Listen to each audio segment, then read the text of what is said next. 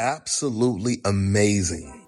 You know, we had a lot of good fights to watch today, and I was really looking forward to watching this one.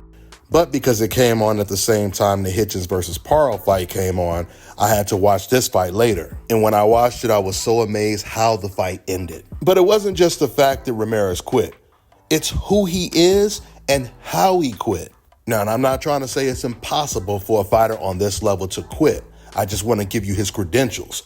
Roby Ramirez is a two-time gold medalist, Olympic gold medalist. He's mainly known for beating Shakur Stevenson in the Olympics. So naturally, there was very, very high expectations for his professional career. But I keep telling you guys, man, the pros and the amateurs are two entirely different sports, which is the only way you can explain how such a highly decorated Olympic gold medalist can lose his pro debut and already have 3 losses on his record and already has been stopped and was almost stopped in his last fight against Espinosa.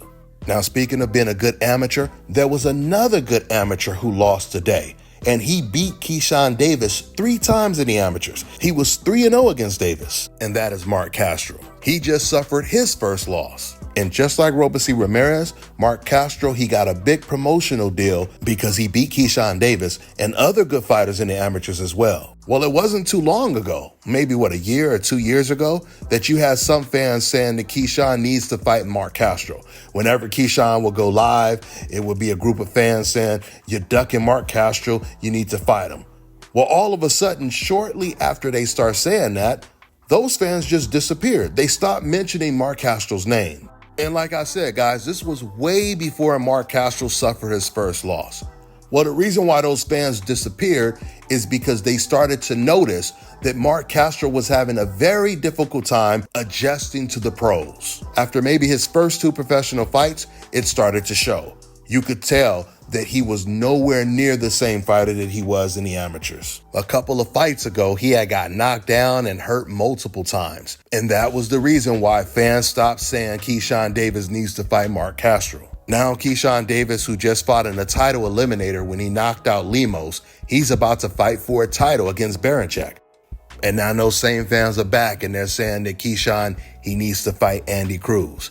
Now, I will say when it comes to Andy Cruz, I believe he is a much better fighter than Ramirez. I believe he is adjusting to the pros way better than Ramirez did. Although Ramirez was looking good, he's a very good counterpuncher, but he doesn't have the reflexes, the defense, and the head movement that an Andy Cruz has. And while Andy Cruz is only 4-0, I feel like he's already more talented than Ramirez, and that's why they're moving him very fast. Eddie Hearn says he already wants to match him against an opponent in the top 10 right now.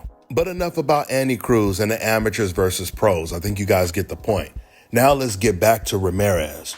So I told you guys one of the reasons why it surprised me that he quit, because of who he is and his accomplishments. The other thing that surprised me is the way he quit, because the way he did it, the way he walked away, the way he put his hand up and kind of covered his body is exactly the same way Roberto Duran quit. Now, Ramirez, he got caught with a good right hand that I believe broke his eye socket, and that's what made him quit. Now, all credit goes to Rafael Espinosa. He has proven to be a serious problem in his weight class. He's about 6 feet tall, or maybe even 6'1". And as good as he is, you know, the crazy thing is I was looking up his record, and this man, he has opponents that he beat that had records like 6 wins and 48 losses. Another fighter, he had about 33 losses. And here he is winning a world title against a 2-time Olympic gold medalist. Espinosa wouldn't have had a chance against a Ramirez in the amateurs.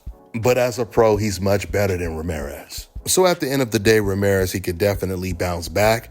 He just will never be the #1 guy in his weight class. And he goes from being a favorite in fights to most likely being an underdog. He's going to probably end up getting fed to younger fighters, up-and-coming fighters, and crossroad type of fights. And then if he loses in crossroads fights, then he becomes a gatekeeper.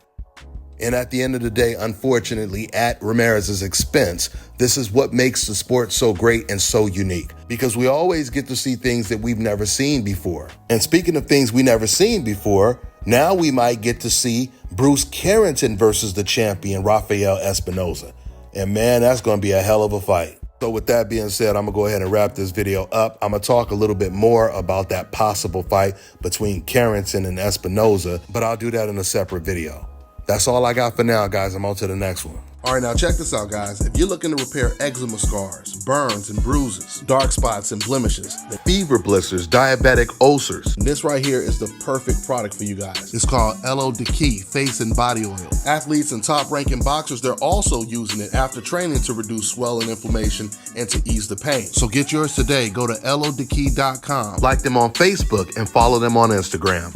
Let me tell you guys about Issa Israel Law Firm. It is a full-service legal practice based in Denver, Colorado, an emerging hub for combat sports and high-altitude training. If you're a fighter inside or outside of the ring and you need a law firm you can trust to fight for you, visit thefighterfirm.com or email help@iilawfirm.com. Legal representation is usually limited to plaintiffs or defendants in Colorado, but iFirm can help anyone in the world with trademarking their business name, logos, and U.S. immigration issues. This brother has been my attorney for a while and helped guide me through all kinds of business and civil issues, so make sure you guys go to thefighterfirm.com.